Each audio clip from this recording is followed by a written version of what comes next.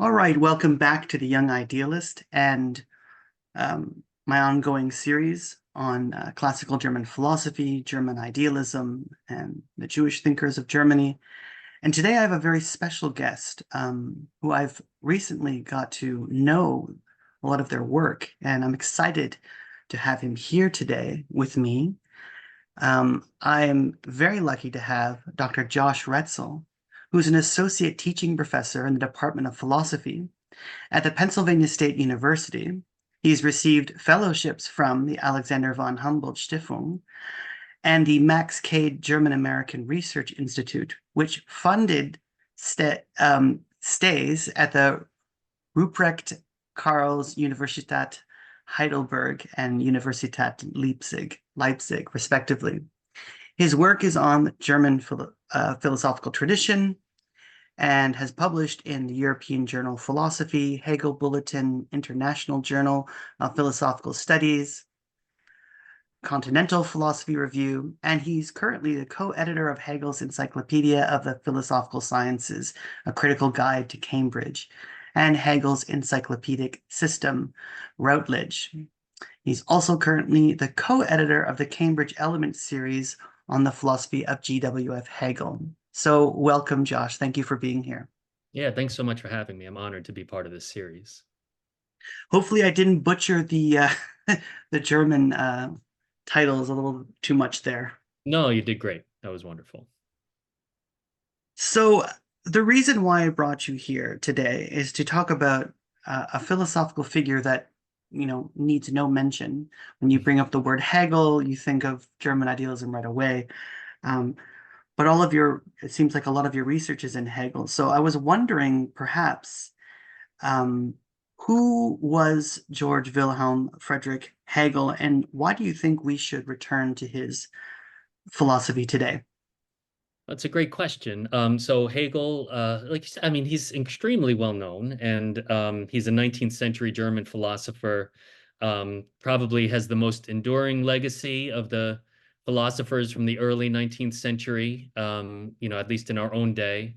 Um, and he is he classified himself as an idealist philosopher and called himself an absolute idealist. We'll talk a little bit about what that means today, I'm sure. Some things about him and his personality: he was politically active through his life, I mean, in certain ways, and he was a defender of freedom throughout his life.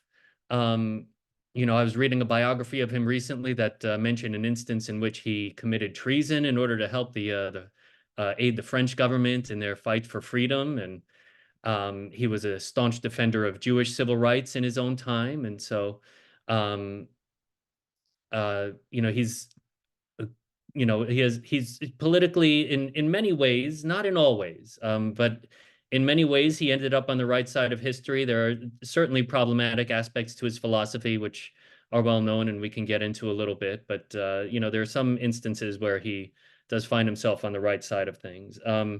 He, for instance, celebrated Bastille Day every year throughout his life. There's a story of him on Bastille Day when he was at the Tübingen Stift, celebrating dancing in the streets with his friends Schelling and Hölderlin. He celebrated it throughout his life. Every day he would do a toast, drink a glass of wine to the freedom of the French. He celebrated the liberal reforms of the Napoleonic era and celebrated Napoleon's march into Jena in 1806, as Hegel was famously fleeing the city with a draft of the Phenomenology of Spirit in his possession. He was an avid reader throughout his life. He read constantly and almost everything. And, it's no mistake that he wrote something that aspired to encyclopedic knowledge. He himself aspired to a kind of encyclopedic knowledge and considered himself knowledgeable in fields like botany and physics and mathematics, and commented on all of these things extensively in his work. He was an avid, he advocated for, reading the paper, and he thought that philosophers in particular had obligations to remain active with regard to current events, and read the newspaper every morning. He was, besides that, he was a great lover of opera. And there are stories of him like, ending class so that he could run across the thoroughfare in Berlin and make it to the opera before the curtain rose. He loved coffee and wine as well, and so I feel a little bit of an affinity with Hegel in his love of opera, coffee, and wine. These are things that I love too. So I think that's really wonderful. It's nice when we can identify with such great figures, even if only in trivial respects. So that's who he was as a person. A question of why we should return to his thought, it's a really interesting one. I I think of the quote by Kant in the Prolegomena. He says in the preface to the Prolegomena that every subsequent figure in metaphysics is going to have to tarry with him, and he says to evade me is impossible. And I feel like it's kind of similar with Hegel. Everybody since Hegel, really every single philosophical movement since Hegel has defined its success or failure in some respect according to how well they've grappled with the Hegelian tradition. Um, and I think this is even true as regards even a movement like analytic philosophy, which has so long defined itself in opposition to Hegel. We find that Foucault's claim about those who try to evade Hegel find Hegel patiently waiting for them at the end of their travails. It's a sort of particularly interesting example of that we find in the analytic tradition now returning to Hegel's thought after a century of staunch opposition to him.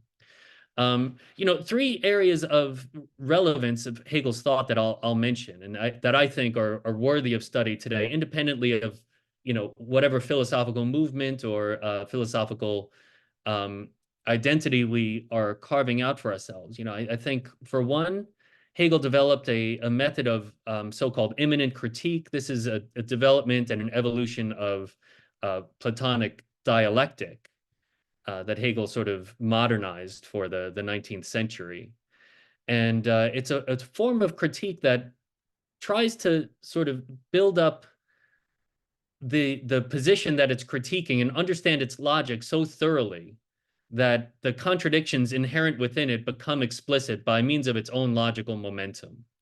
And this is a very powerful critical tool because, Hegel always said again and again that, anyone who's using immanent critique doesn't need to come up with insights of their own, but can just sort of watch and observe as the logical edifice of a particular way of thinking just crumbles under its own mass.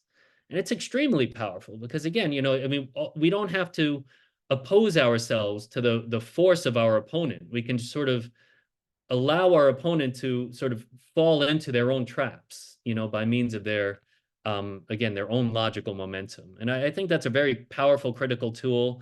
It's also a critical tool that I think, deserves a lot of mention in our own time, especially since critique has become so inundated by these sort of the so-called hot take, right? Or the sort of 30-second, takedown of our opponents. The immanent critique, by contrast, is slow. It's deliberate. It listens. It's a very, I'm writing a paper right now where I talk about it as a compassionate form of critique almost. It's almost like I want to understand you so thoroughly, right? And that I almost lose myself in the logic of your thinking, so that the flaws inherent within it come out. It's a very open form of criticism. In spite of the many critiques of that criticism, it's actually one that makes itself vulnerable to its opponent much better than a lot of alternatives do. And so I think that's very worthy of our study today. His notion of spirit is also worthy of mention. We live in an age that seems to be increasingly defined by division and resentment across, class groups, across, all kinds of divides. And, Hegel really sees to the heart of these divisions, what is lacking there. And for instance, the work of Axel Honneth, I think, does a really good job of getting to the heart of this, right? That really what is at the heart, what he calls the grammar of social conflict, right, is lack of esteem, lack of recognition, lack of a sense of solidarity. And Hegel can be an important counterweight to a predominant felt sense of the loss of that. Or it can be an important diagnostic tool about reasons why we're lacking in a sense of solidarity. Maybe this is a sense that our sense of solidarity, maybe the things that used to join us, maybe those foundations are now crumbling. And a study of Hegel would be helpful as diagnostic tool in that instance. And then finally, the last thing that I want to mention as a reason to return to Hegel, although again, I think that there are many, and we can only sort of stay at the surface here. But Hegel defended a monism throughout his career that was dependent on a deep and abiding identity between humanity and nature. And I see within this an opposition to a kind of dualism that he opposed in his time, that he saw as an alienation between man and nature, and that I think we feel all the more strongly in our own time. Environmental crisis and industrial abuses of the environment. I mean, Hegel's thinking, and several ecological thinkers since Hegel have been influenced by this sort of strand of thinking. But all of these kinds of abuses of the environment that we see today, the reasons for our ecological crisis, may well find root in a fundamental dualism, between man and nature. In other words, these problems might at root be metaphysical problems. And Hegel offers an alternative monistic metaphysics that I think can provide an alternative understanding of our relationship to nature that I think is particularly relevant in this historical moment. Well, that was a fantastic answer. I think you not only gave us such a rich and complex breakdown of why we should return to Hegel, but also gave in some good insight into other thinkers like Axel Honneth and some other and brought it back to important issues that we're facing with right now. The culture war, the ecological crisis. I think you did a really great job of answering that question. So thank you so much for that and wonderful detail. I was wondering if you could possibly give us maybe a brief biography of Hegel's life. Maybe not like an exhaustive biography, but maybe you can kind of highlight the major events. I know you did do a couple, you did sort of a little bit in your first answer, but maybe we can bring out a little bit of some important events throughout his life. Yeah, sure. So, Hegel was, his dates are 1770 to 1831. 1770 is a pretty important year in German cultural history. It's the year that Hegel was born. It's the year that Beethoven was born, and it's the year that Hölderlin was born. So, these great figures of literature, philosophy, and music, all born in the same year. He was born in Stuttgart, and he maintained throughout his life, he carried a thick Swabian accent with him, and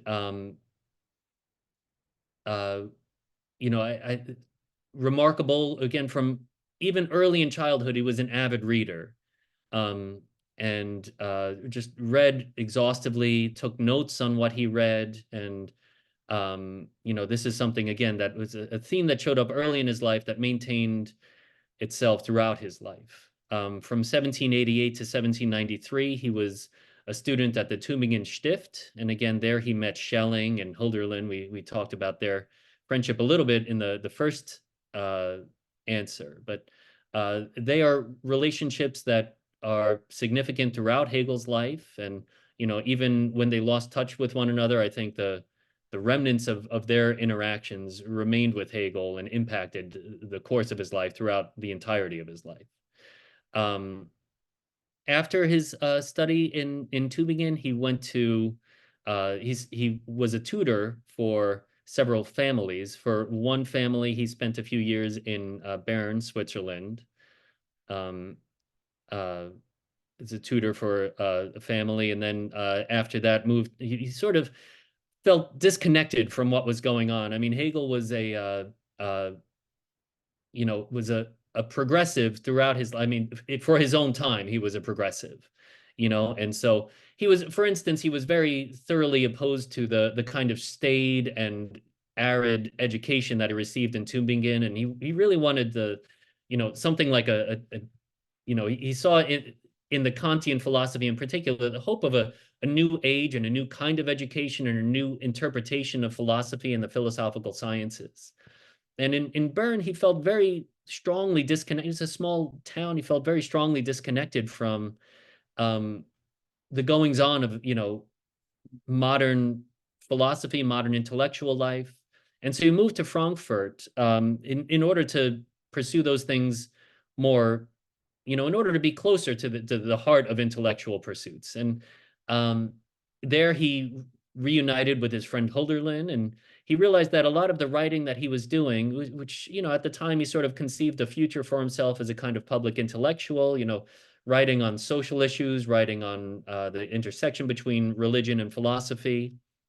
And he realized that writing for a public audience wasn't really, he wasn't really able to articulate everything that he wanted to articulate while writing to such a broad audience. And in contact with Hölderlin, he had several significant conversations which convinced him that, if there are things that he wanted to write, that he shouldn't worry about having to cater to his audience. Rather, he should be interested in challenging the audience to rise to the occasion. And as anyone who's read Hegel knows, his mature thinking very much does that, sometimes to an extent where not even the experts can understand what he has to say. But that was a very influential conversation for him. And it was that conversation that convinced him that maybe he wanted to specialize. And in 1801, at the invitation of Schelling, he moved to Jena, which, at the time, although itself a small town, was under the influence of Goethe and had become the absolute epicenter of German intellectual life. This was, as you know, I mean, this was the town of Reinhold and Fichte, although Fichte had left the year before. It was Schelling was the star there. It was Niethammer, Schlegel, Schiller. All of these famous thinkers were there, and it was, the epicenter not only of German philosophical thought, but German poetry, German science, everything that was happening. It really was a sort of at the core of all of German intellectual life. And so, Hegel felt like what he was searching for, he really found in Jena. Now, he spent several years in Jena, and he was, I think that Hegel's, the course of Hegel's philosophical career and his academic career, I think is really a kind of inspiration for a lot of us. And the reason why is because he really struggled to get a job. And, for a long time, he was kind of destitute. He was a Privatdozent at Jena, which means that he was unpaid and really lived off an inheritance from his father, and he lived off the kindness of rich students who would pay donations in order to hear him speak. But he didn't have a permanent position at Jena, and it wasn't for another 15 years, that he would procure his first permanent position in academia. But he spent the years from 1801 to 1806 in Jena. Again, he fled at the invasion of the Napoleonic troops, famously, and he wrote the Phenomenology of Spirit during that time. It was published the following year in 1807. After Jena, he went to Bamberg, where he edited a newspaper, apparently quite successfully. He stayed in that position, though, only for a year, and then after that, he moved to Nuremberg, where he became the headmaster and philosophy teacher for a gymnasium in Nuremberg. And there he developed a good reputation for himself as an educator, in spite of the fact that, again, many students found his lectures hard to follow, and we'll get to that a little bit later on. But he was a he was during that time also extremely active. And, again, this is something of an inspiration, I think, for those of us who have struggled to find uh, steady employment in academia. I mean, Hegel was outside of academia for years, working a full-time job, and nevertheless, he found a way to maintain a commitment to his research. So it was during this time in Nuremberg that he wrote the Science of Logic, which appeared in 1812 and 1816. Um, and maintained a commitment to applying for academic jobs, and worked his contacts very well. He had a very powerful and influential aide in the name of Friedrich Emanuel Niethammer, famous German philosopher. And through his help, eventually in 1816, he procured a position in Heidelberg. He was there for about a year or two.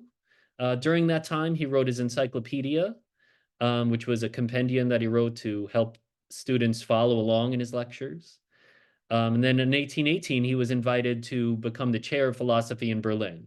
And this was really, when he received that invitation, that was an invitation at the time to become really the center of the philosophical world in all of Europe.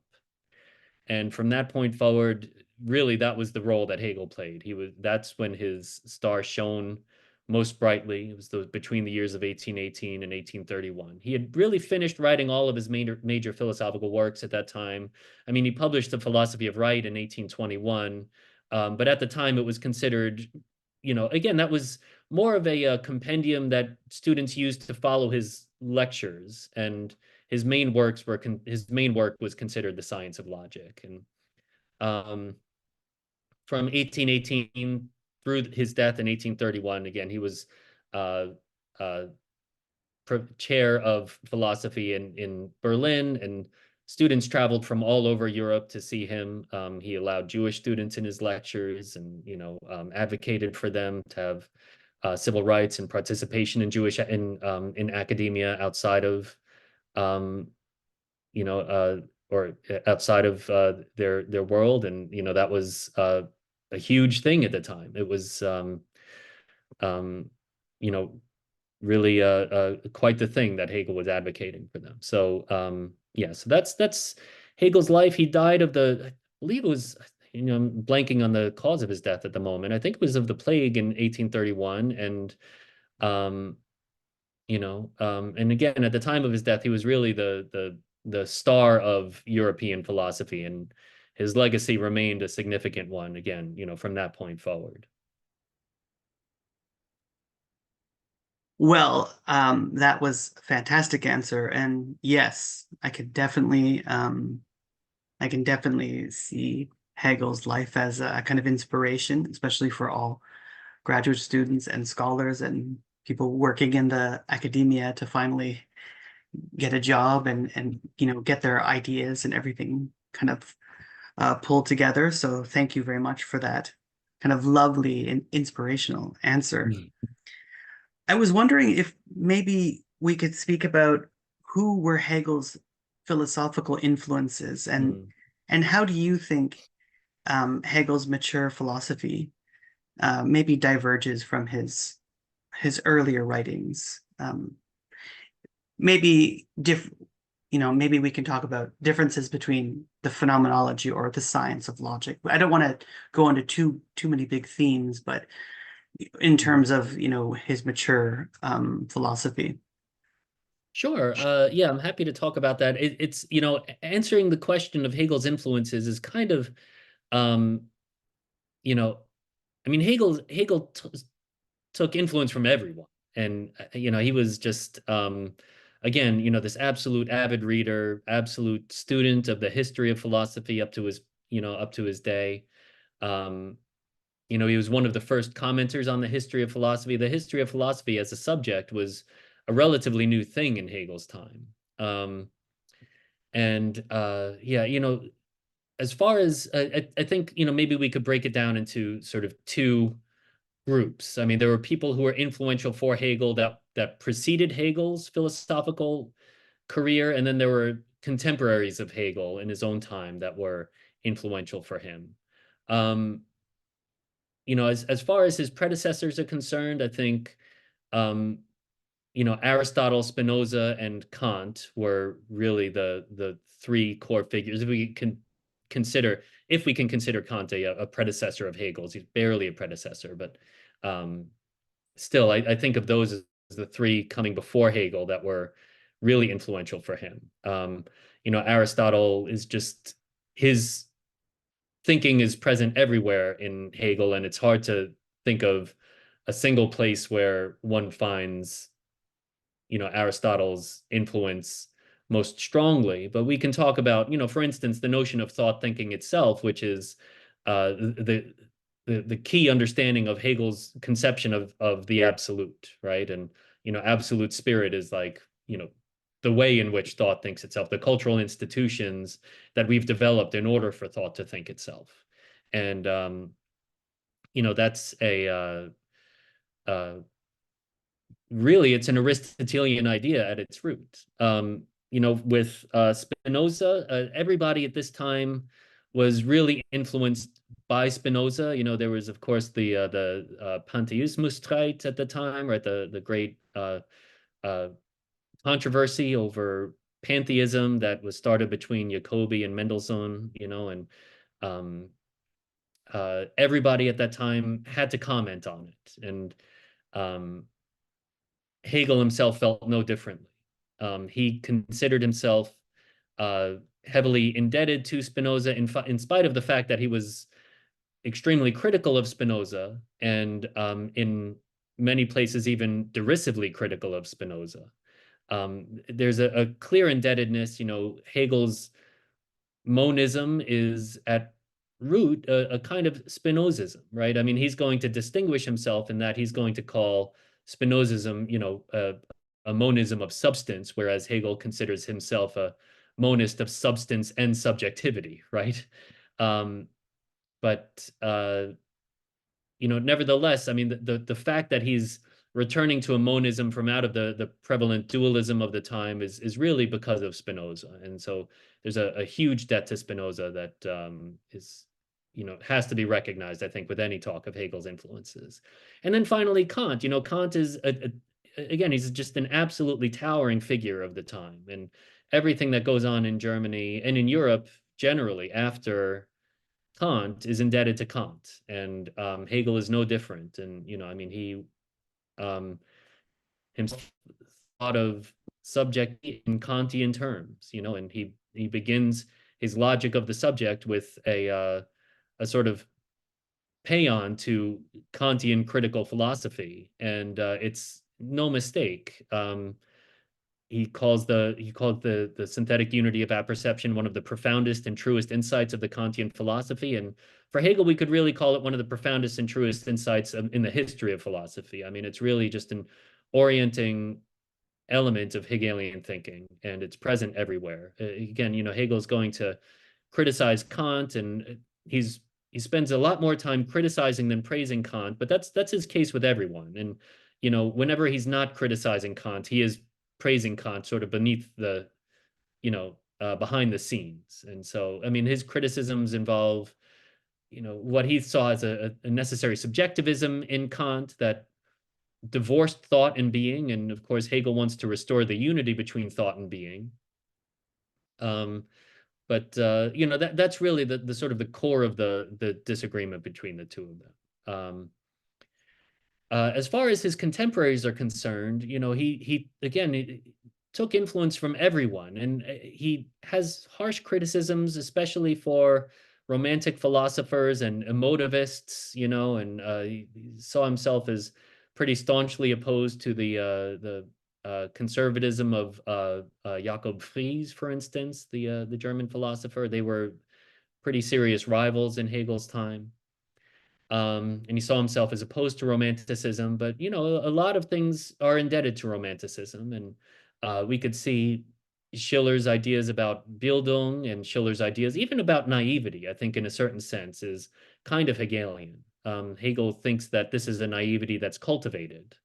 And so he sees that, we need to educate ourselves in order to attain a purity of thought that's akin to what Schiller would have called naivety. But that's really just one way of thinking about the position of absolute knowing, right? Is the deduction of an openness.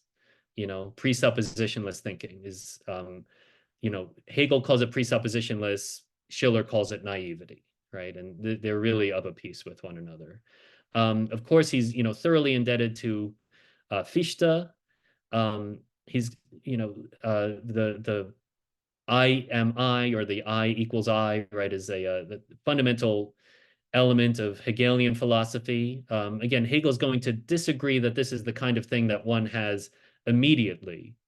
And he'll spend time both in the Phenomenology of Spirit, sort of indirectly, and then directly in the Science of Logic, criticizing the immediacy, or the firstness of the I equals I principle. But it's nevertheless, foundational to Hegelian philosophy. And of course, it's so much of his philosophy is just thoroughly indebted to Schelling. And the two of them, you know, throughout their careers, I think there's more that unites than divides them. And I think if we're trying to read into Hegel in opposition to Schelling, a turn away from Schelling, the stuff about the night in which all cows are black, I really think that these are the exception rather than the rule when it comes to their interaction. And they share a lot more in common than what divides them. And I think throughout their careers, again, Schelling's influence is everywhere in the pages of Hegel, and he never escapes it. As far as Hegel's development through his career goes, I don't know. I think that there are and I feel like this is the case. I always find, like, people talk about, for instance, the early Heidegger versus the late Heidegger, like post-Kehre Heidegger, right? Or the early Foucault versus the late Foucault, right? And we do the same with Hegel, right? There's Hegel before the phenomenology, and then there's Hegel after the phenomenology. And it may just be shortcomings in my own readings of these figures, but I always find more continuity than difference throughout their careers. And this is really one of the ways in which I think philosophy is kind of remarkable. I have a lot of friends who are mathematicians, and they say, like, great mathematicians are great by their 20s, or they're never great at all, And in philosophy, that's really not the case. I mean, great philosophers continue to write great works throughout their career. And it's, for every Schelling, there's like 4 or 5 Hegels, right? So Schelling was, his star shone brightly in his younger days. But for every one of those we have so many more who don't really hit their stride until their 30s, 40s, 50s, right? Kant was practically 60 by the time he published the Critique of Pure Reason. And again, I think that's inspiration for a lot of us out there who are still, like, working through their central ideas and insights.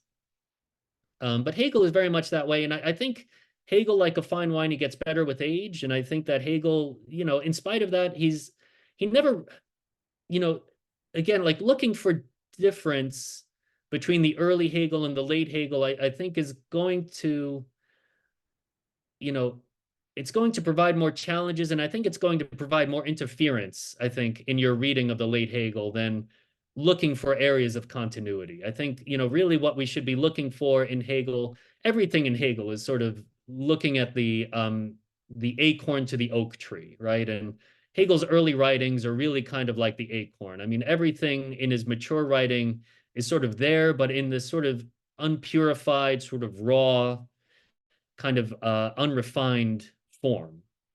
And really what we see through the course of his career is just a continual refinement of these ideas that are present from a very early age.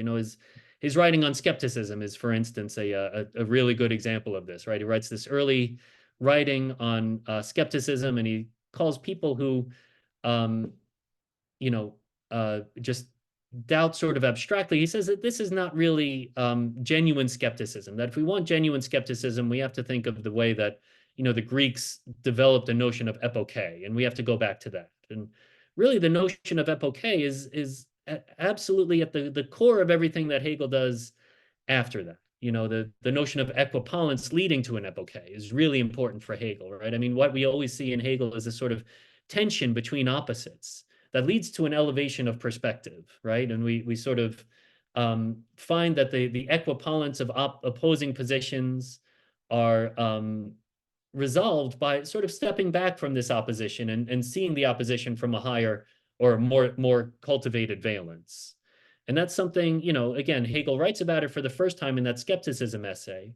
And he never really gets beyond it. He just refines it over time. I mean, this is really, the dialectic and the notion of Aufhebung is really just a coming to maturity of what's present in that early essay. I think his early writings on Kant and on intellectual intuition and the intuitive intellect, it's very similar.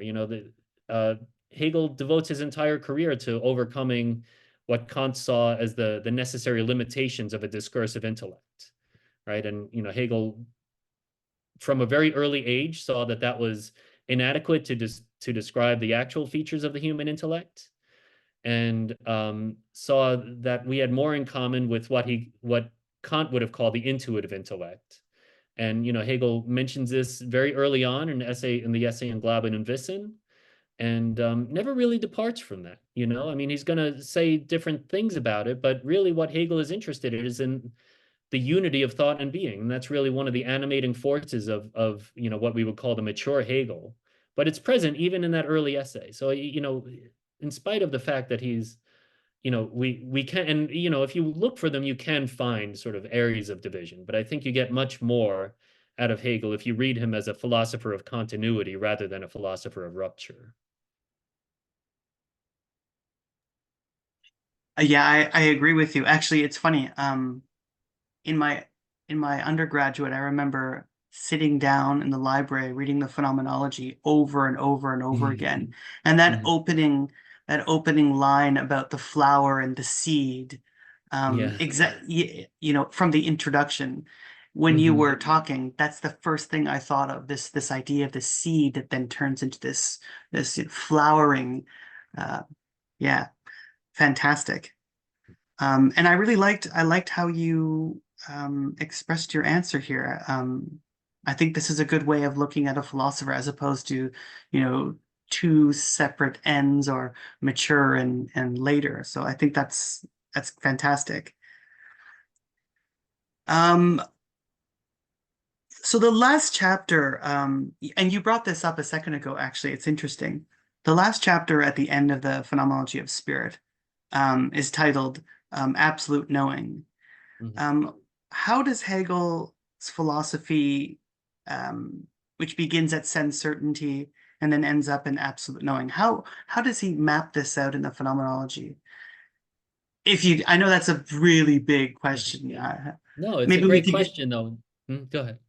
No, I was just saying maybe we could, if it's a massive question, maybe we could just talk about what absolute knowing is, as opposed to going through the whole, unless it's up to you. But Yeah, I mean, I'm happy to. Yeah, you're right. It is an enormous question. We could spend a whole interview, many interviews talking about the course of the phenomenology, But I mean, maybe it's good to start with the absolute and then talk a little bit about how Hegel gets there. I think so much of Hegel is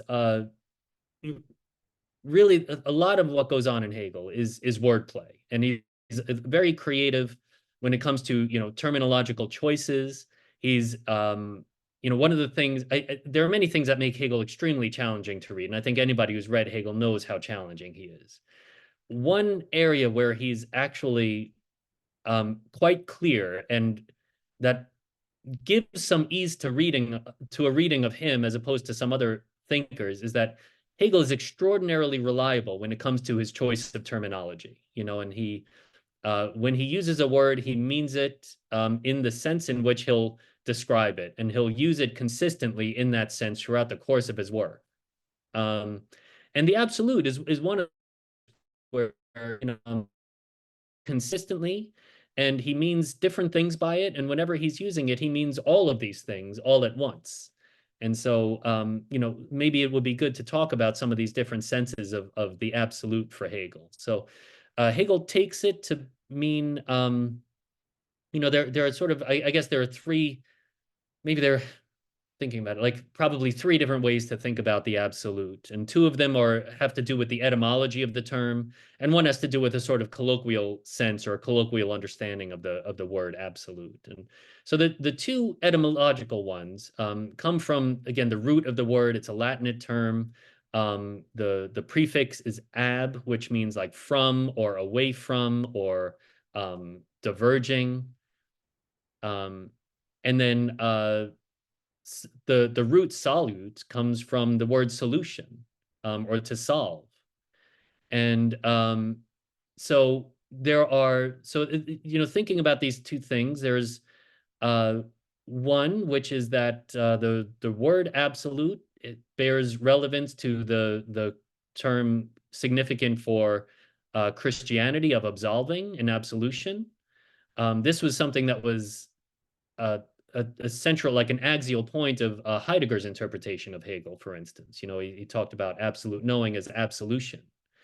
And so one way to think about absolute knowing is a kind of forgiveness. Hegel talks about it as being at home in the other, right? And you know maybe it's through absolution that we're able to do that, right? And again, we thinking back to like the overcoming division, overcoming resentment, overcoming, the sort of hatred that he talks about developing, for instance, in the chapter on self-alienated spirit, where he's talking about um the constant tension between the nobles and the peasants.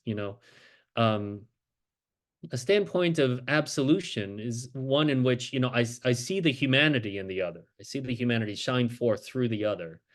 And I feel at home when I see that humanity come to the fore. Um, and so really one of the aims of the phenomenology of spirit is to attain this kind of standpoint of something like an enlightened theory of recognition, or enlightened hermeneutics of recognition, where uh, I can look past the shortcomings of the other. I can look past the many abuses of the other, and I can see the humanity in them. And of course, this is no easy task. And I think a lot of the social and political writings of the contemporary scene in philosophy really attest to the difficulties of overcoming that hardship. But that at least is Hegel's aim. And um, and again, speaking about Hegel's relevance, in spite of the many hardships, seeing that as an aim for our own time, I think is, you know, uh, something to be, something worthy of remark, right? So, that's in one sense, in any case, right? This sort of absolution, right, where I can, forgive others and also forgive myself. Actually, there's a lot of sort of coming to maturity that's supposed to be cultivated through the course of the reading of the phenomenology, and in that way, it's kind of a Bildungsroman.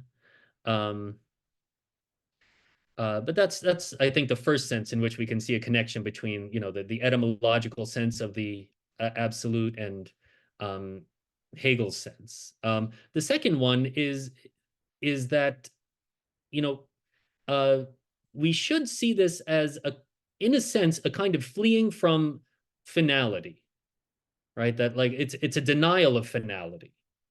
I mean, this is so interesting because again, we want to think that in a chapter titled something like, with such a hefty title like Absolute Knowing, right? We think that this is the point at which thinking stands still, right? I mean, that's the sort of connotation that it gives when you first hear that term.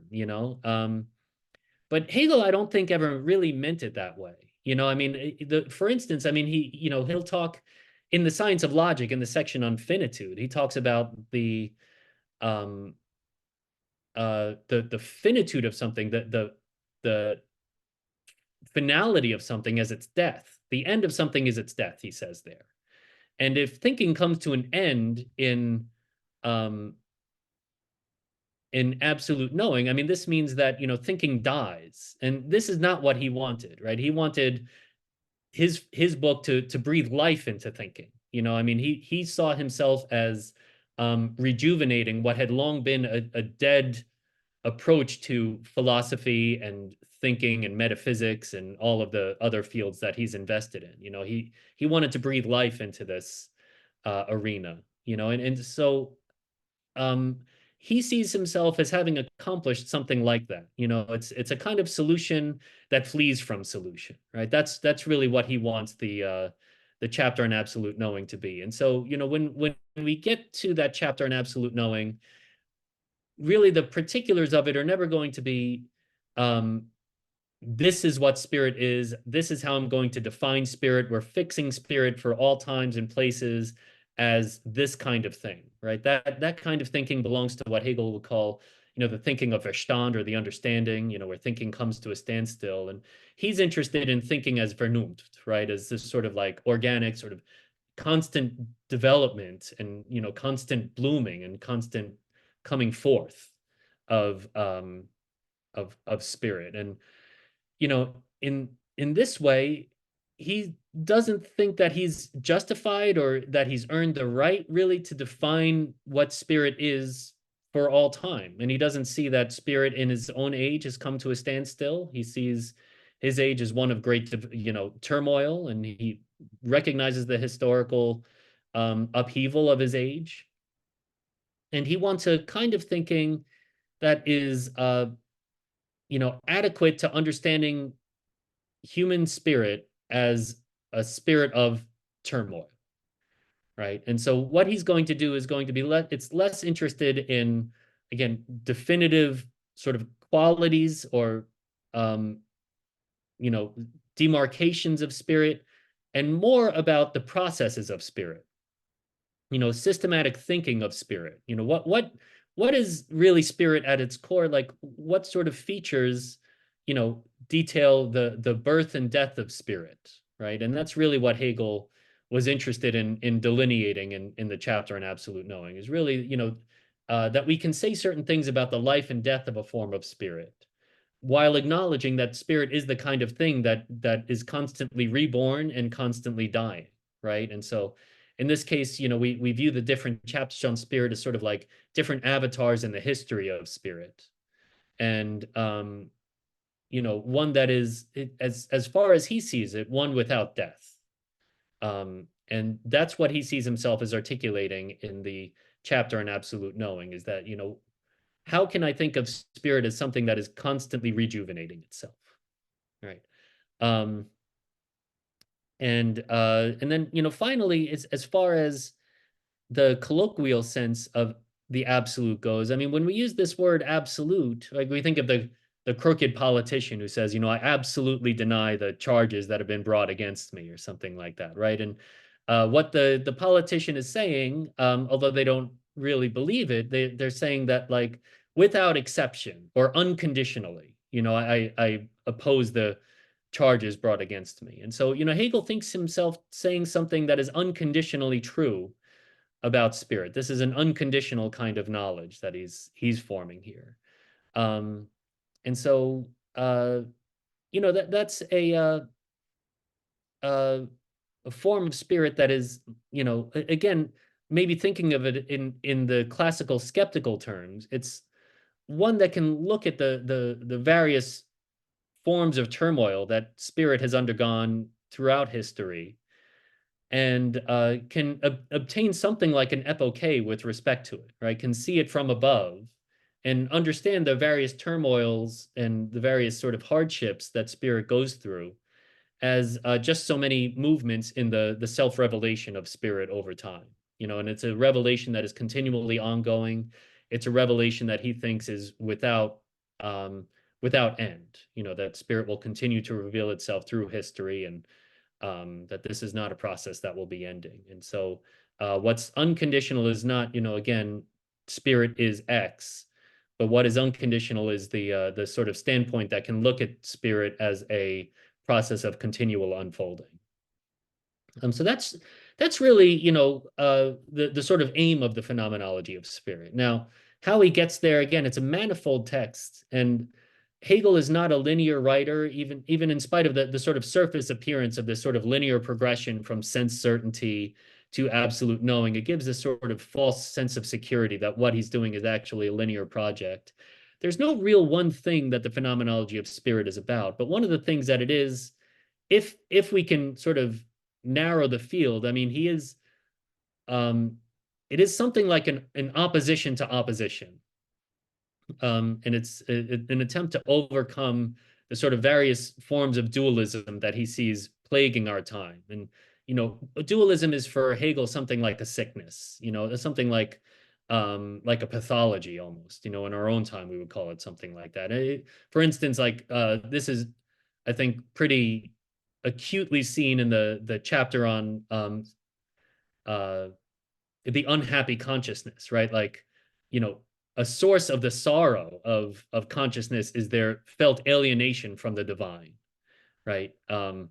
And so thinking through that alienation to the divine can sort of heal us from this kind of pathology, this pathological sort of sickness that we feel in divorcing ourselves from the divine. So, um, this is, I think, one way to think about the phenomenology is the overcoming of opposition. And again, especially in that sense of the absolution that we're supposed to attain in the final chapter of the phenomenology. um, what we see in these various chapters of the Phenomenology of Spirit is Hegel setting up these different forms of opposition that we've seen over time, right? Subject, object, self other, right? Self spirit, so on and so forth. And, thinking through these things in such a way that we come to see these oppositions as uh, sort of false from the outset. And they fail again, not by means of some sort of counter reason that we can raise in opposition to opposition, but opposition fails by means of its own logical momentum. Um, and it fails again and again. And Hegel thinks that by the time he reaches the chapter on absolute knowing, that he's entitled to some claims about overcoming opposition. For instance, in you know, Hegel has these sort of fragments that sound like Zen koans at times. He says the thing is I in the chapter on absolute knowing, and he thinks he's entitled to this, this outcome at this point in the phenomenology, right? That we see ourselves reflected through the thing, and the thing reflects us back to ourselves. So again, unity between self and other, unity between man and nature, or humanity and nature. Unity is really the name of the game for Hegel. And this is, yeah, that's really I think the meaning of the phenomenology of spirit. Now, one final thing, I've been talking for a while, but one final thing that I want to say about it is that for this reason, I mean, the path is more critical and it's more negative than positive. And Hegel's going to say more about what he disagrees with than what he agrees with.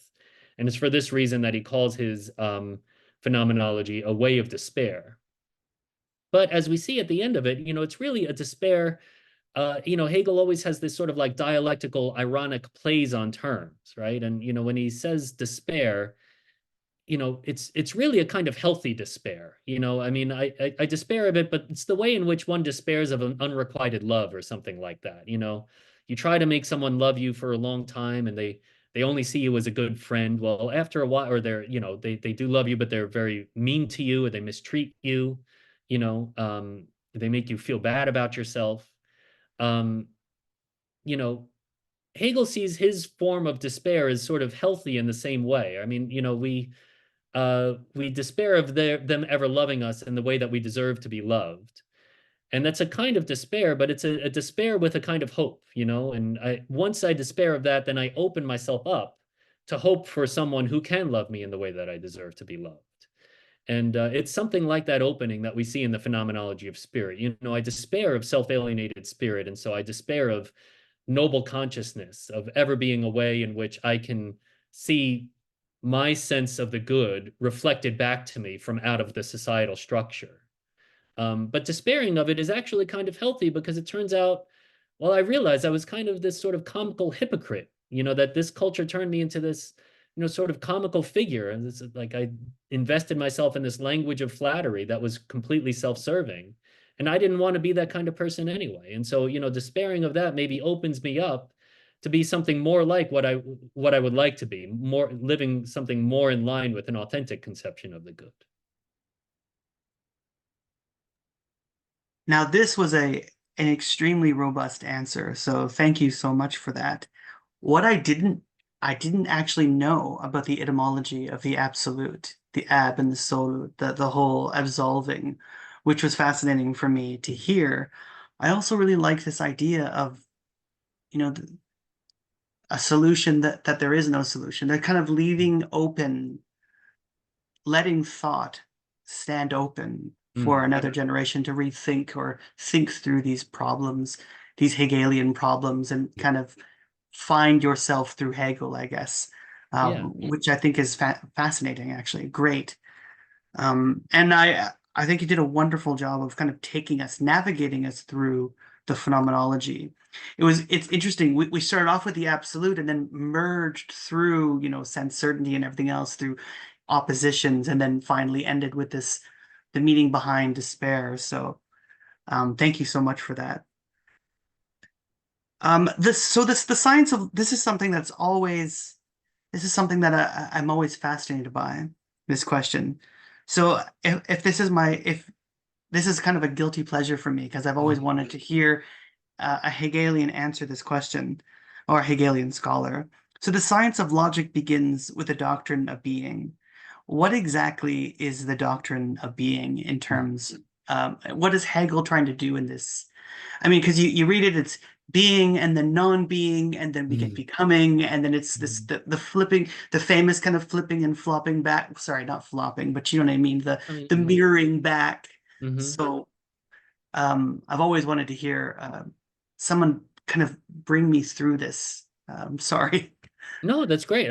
I think it's a great question, and yeah, I'm happy to answer it. I've been, sort of, yeah, working my way through the doctrine of being at the moment, and I'm reading, this is a plug for Stephen Holgate's recent book called Hegel on Being. And so, if you're interested in the doctrine of being, it's a 2-volume book. It's expensive, so get it from your library, but it's an outstanding book, and I highly recommend it. And I'm working through it now as I work through the doctrine of being myself. So, I hope I can do justice to this answer. Maybe it would be helpful to sort of give a broad overview of like what's going on in the science of logic generally, and then zoom in a little bit more into the doctrine of being in particular. So um, the science of logic is divided into 3 parts, right? And everything in Hegel is, of course, triadic. But here we have the first part is the doctrine of being. It's also the part in the book where Hegel describes what we might call the logic of immediacy. And I'm going to talk more in depth in my answer. I'll talk more in depth about what the logic of immediacy is. But that in summary, I mean, that's what the doctrine of being is about, is the logic of immediacy. Um, the second book is the doctrine of essence, and that is really, we call it Hegel's doctrine of the logic of mediation, right? And so in this case, well, what we mean there generally is that my access to the thing, I come to see that my access to being is not immediate, but is always mediated through another, right? And so it's a logic of thinking through, well, how do I think about being, given that my thinking about being is always mediated through something, right? Is never immediate, but is always mediated through another, right? There's some third standing in between me and being. And then there's the third part is the logic of the concept, which is the logic of mediated immediacy.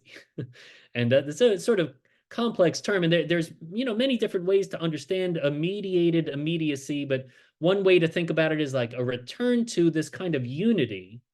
The benefit of thinking in the doctrine of being is that, well, there's not this distance between myself and being, but it's a kind of simplistic identification between myself and being. I come back to, then I lose that in the doctrine of essence. But then having gone through the doctrine of essence, I then come back to this kind of unity. And it's a cultivated unity, it's a more sophisticated unity that I come to in the doctrine of the concept. And so it's one that benefits from, we might say like a kind of maturity or a kind of wisdom. And so, again, the science of logic isn't frequently thought of as a Bildungsroman in the same way that a lot of people like to think of the phenomenology of spirit. But it is, there is something like that, like a sort of progress of the history of pure thinking, and one that if traveled correctly and in the right way leads to a kind of wisdom, leads to a kind of insight, a kind of self-cultivation through the course of its uh, uh, exposition, or the course of its experience, I guess you could say, or in one's encounter with it. So so that's really the sort of the overall shape of the book. Now, what to say about and again, so in each of these, Hegel says that there's a different kind of principle of each kind of logic, that each logic has its own sort of animating force, right? And so the doctrine of being, he's going to say that the animating force of the doctrine of being is passing over, he's going to say. So it's a logic of passing over of one to another. And I'll explain more of that in a moment.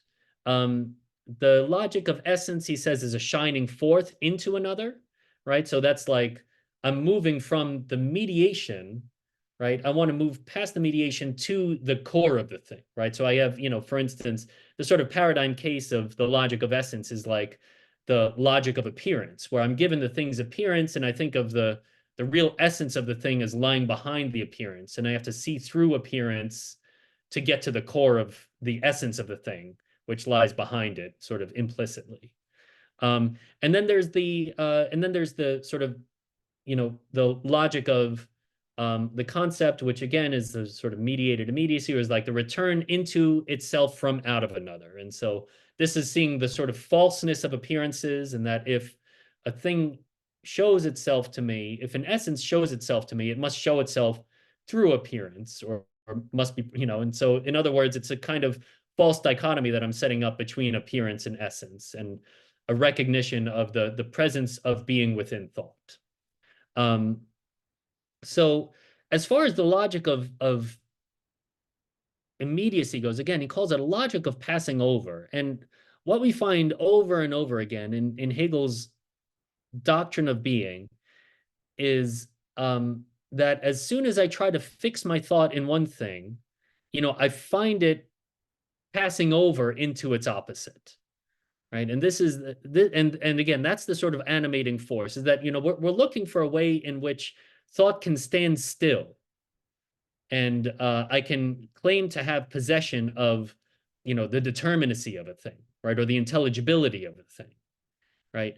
And what I find again and again within the logic of being is that as soon as I find myself fixed upon one thing, I find, I never, I find it sort of slipping away, and I find a kind of ephemerality to it, such that like grasping the thing really only leads me into the other of the thing, right? And and I find my sort of valence or my philosophical perspective sort of shifting back and forth between valences, constantly, right? And so this is so really what's present in that initial, again, think of everything in Hegel as like acorn to oak tree, right? And so think of like that initial triad. And I think this is one of the reasons why that initial triad has garnered so much attention in the scholarship, is because really everything within the doctrine of being is present in kernel form in that initial triad between being, nothing,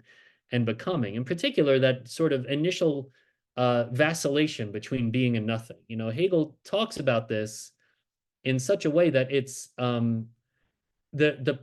the transition from being to nothing is so absolute that Hegel doesn't even talk about the passing over in the present tense. He actually emphasizes the fact that in being and nothing, he says being has passed over into nothing, right? It's a transition that's so swift, so immediate that I barely register it. Like I don't even register it in consciousness.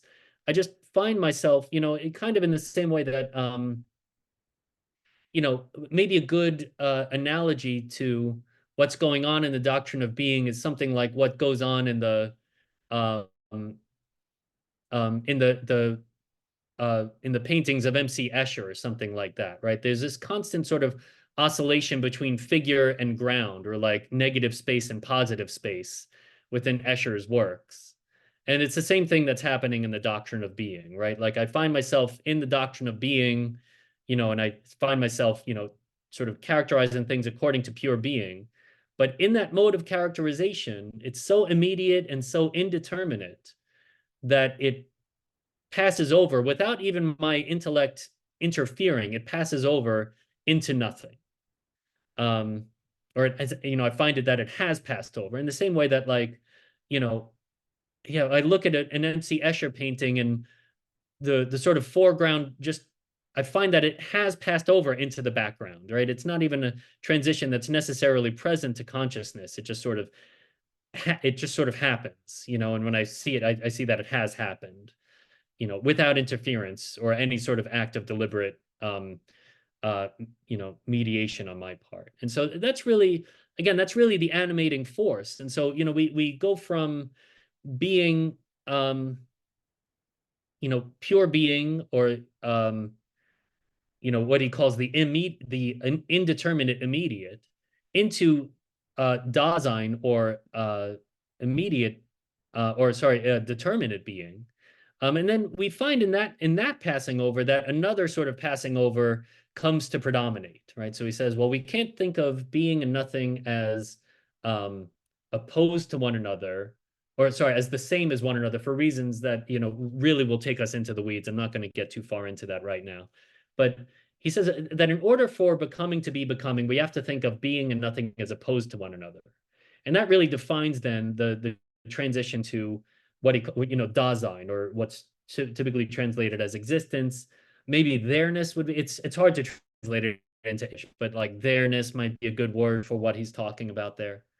And then in that transition, what I find is then not a sort of passing over from being into nothing, but I find being and non-being present within the same thing, right? And that's really what defines the realm of Dasein. But even there, I find the being of the thing passing over into its non-being, for instance, in the finitude of things that I find in determinate being, right? But also in the passing over of the thing into that which transcends the thing, right? So, like, looking at a book on a table, I understand the bookness of the book according to its non-being, the tableness of the table, right? And vice versa. And so when things transcend their limits, they pass over into another, right? And and at a level of generality, I can't really fix on a thing without also considering what is not it, right? I can't fixate on something, which is a category that he talks about. The category of the something is a category he talks about in the chapter on Dasein.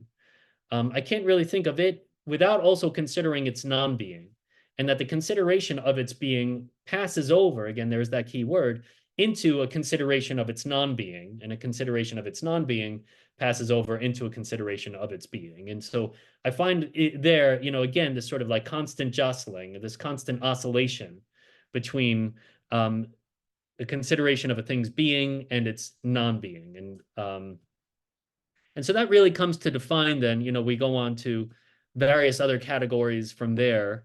But in every place we move to in the doctrine of being, what really defines it is this sort of constant shifting of perspective, right? I try to think through it while holding fast to one thing, but the tighter I cling to it, the more I find that it's passing over into its opposite, right? And that really, in brief, is one of the sort of core lessons of Hegel's dialectic, right? Is that,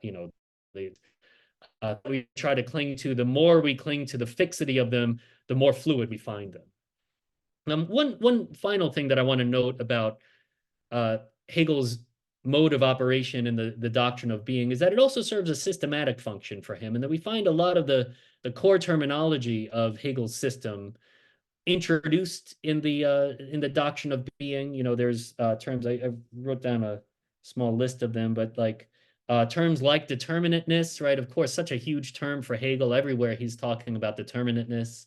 This is a term that's introduced in the section on Dasein, and then, of course, like it sort of develops and flourishes throughout the remainder of the logic. Terms like negation, right? The first mention of negation is not actually in that initial triad, but of being, nothing, and becoming, but is in Dasein, where he talks about the category of negation. And again, just because Hegel mentions it here, one thing to be wary of is that the first mention that Hegel gives of a term is never its sort of final sense, but it gives us the kernel of it, right? So determinateness is mentioned here in Dasein, but it also provides the trajectory of its development from that point into what it will become in its sort of final development. Similarly with negation, right? We see negation mentioned here, and we see a lot of, what we will come to understand as like, for one, determinate negation, or like absolute negation, right? Which is a term of art for Hegel, right? It's sort of present, but in a kernel form in this initial jostling of being and non-being, and Dasein and its sort of internal logic. Well, I think you've given us enough key terms, and you've taken us through very nicely that oscillation right away when you started discussing about immediacy and mediation. So I want to thank you for that. At the beginning of this interview, we had talked about the Encyclopedia, and it's interesting how we're coming full circle in our discussion. What do you think Hegel was attempting to achieve with the Encyclopedia project? Yeah, I like your little play on words there. It's a very Hegelian play on words. I mean, so Hegel himself thought about the Encyclopedia as in the literal etymological sense of the term, it's a walking in a circle, and Hegel saw his project that way. I'll talk more about that in a second. I want to before we get into that, I think that there's a very simplistic and almost non-philosophical answer that I think deserves mention when talking about the Encyclopedia project as a whole. Hegel was I mean, we know about Hegel's philosophical writing style, and his unique language is really idiomatic and really, well, I don't know, but idiosyncratic for sure. And there's no one else in the history of philosophy who writes like Hegel. Um, his lectures were themselves difficult to understand, and part of it was for that reason, that he is a rather idiosyncratic thinker. Um, but part of it was also, it was due to certain uh interpersonal struggles that Hegel had. I think if Hegel were alive today, we would talk about him as having something like social anxiety, or maybe like something like performance anxiety or something like that. But he had a reputation for being sort of timid in front of an audience. He would speak slowly. He would speak with a stutter. He'd speak lowly. He would speak with a stutter. He spoke with a very thick Swabian accent. And if you've ever listened to a Swabian accent from someone who's not from Swabia, it can be difficult to understand for non-Swabians at times. And so um, so Hegel had sort of all of this going on. And one of the sort of, as I understand it, I think one of the difficulties that Hegel had in procuring a university position was that he had this reputation as a lecturer of being sort of difficult to follow.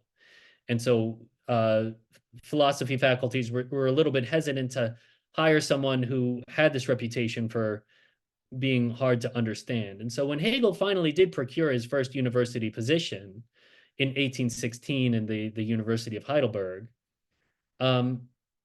he developed a compendium that he thought would be helpful for students who had a hard time following him.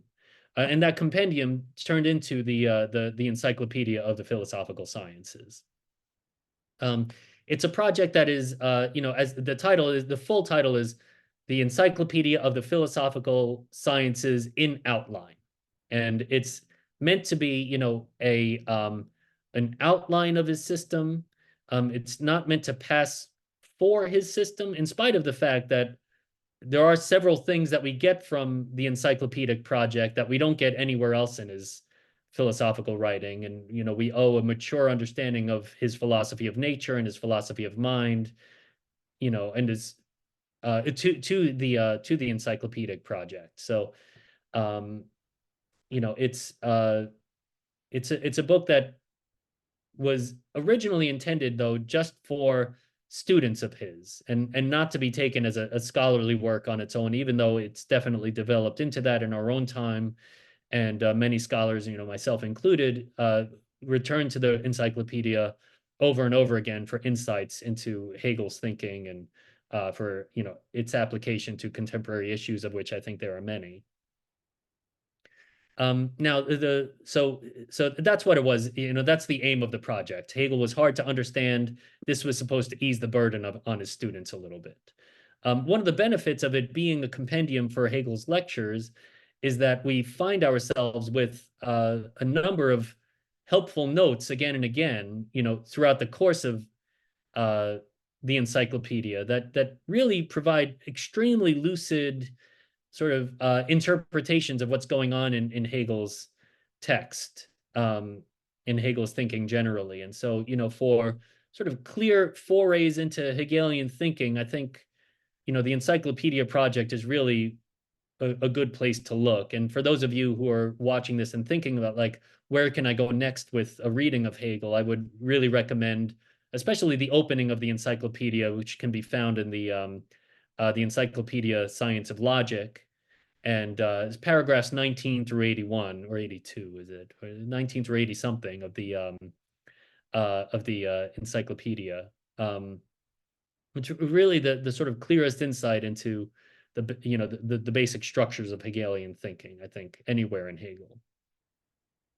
Now, the project itself was influenced by the French encyclopedists, of course, which were, you know, contemporaries of a sort to Hegel. And, you know, the Enlightenment project, Hegel saw himself as following in the train of the Enlightenment, and sort of he saw himself as adding a new and sort of interesting twist to Enlightenment approaches to science and reason and philosophy.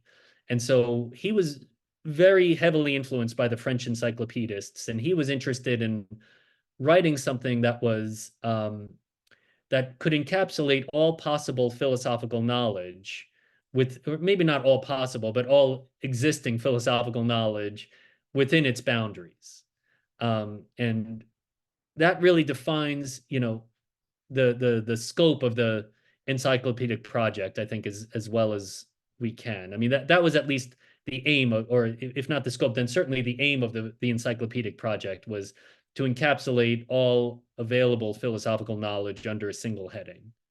Now, Hegel, when he started writing about the encyclopedic project, you know, in his various introductions, he was critical of the encyclopedists because of the way that they arranged all of the information in the encyclopedia. He's always critical of these kinds of things, and he's critical especially of modes of arrangement that are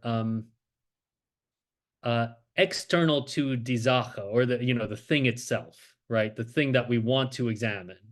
And so he's, you know, he's critical, for instance, he's critical of Spinoza for introducing a geometrical method into philosophy, right? When really there's only an internal method that's, you know, adequate to philosophy, which is, of course, you know, Hegel's own dialectic. But he was critical of the encyclopedists because he thought that they arranged it sort of arbitrarily, and that the proper arrangement of all materials should be according to the logic inherent within the matter. Encyclopedia consists of three parts, right? One is the Encyclopedia Logic, which is really like the Reader's Digest version, or, you know, in contemporary terms, you might call it like the zip file version of the Science of Logic, the 1816 project. The second part is the Philosophy of Nature, and then the third part is the Philosophy of Spirit. Now, within the Science of Logic, again, there's this sort of triadic structure that we've already talked about, right? There's the doctrine of being, which is immediacy. There's the doctrine of essence, which is mediation. And then the doctrine of the concept, which is mediated immediacy. What we find in the three books of the encyclopedia generally is something like that, right? But with respect to the idea, right? So or what Hegel is going to call the absolute idea. He's going to say that In the science of logic, we have the idea as such, or maybe we could even say something like the idea in its immediacy, right? This is the idea as it unfolds for like according to its own unfolding, right? The immediacy of the idea. Then in the philosophy of nature, what we have is what Hegel's going to call the self-externalization of the idea, or the idea in its self-externality, right? This is the idea outside of itself. So, a manifestation of the idea in externality as according to its very being outside or external. And that might be something like, we might call that something like the idea in its mediation, right? The idea is mediated, or our relationship to the idea when we're engaging with nature, the idea is mediated to us through nature, right? And so maybe this is one way to think about the philosophy of nature then. And then in the philosophy of spirit, we have what might be considered the return of the idea into itself from out of another, right? So, or the simple way of saying that is the self-consciousness of the idea that is conscious of itself as idea, right? And so this reaches its pinnacle then, absolute spirit. And each form of spirit, he's going to say, it's sort of one of these sort of it's a cultural institution, really, is what a form of absolute spirit is. And really, each form of absolute spirit is a different cultural institution that we have developed in order to allow thinking to think itself, right? Or in order to allow, another way to put it is in order to allow the idea to become conscious of itself as idea. The first way that we have of that is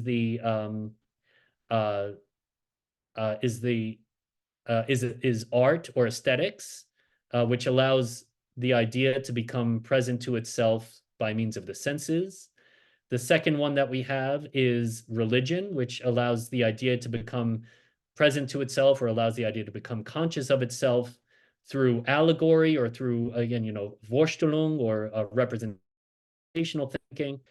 And then we have philosophy as the highest of the three, which allows the idea to become conscious of itself as concept, or in a conceptual form. So really what we have is, again, this sort of,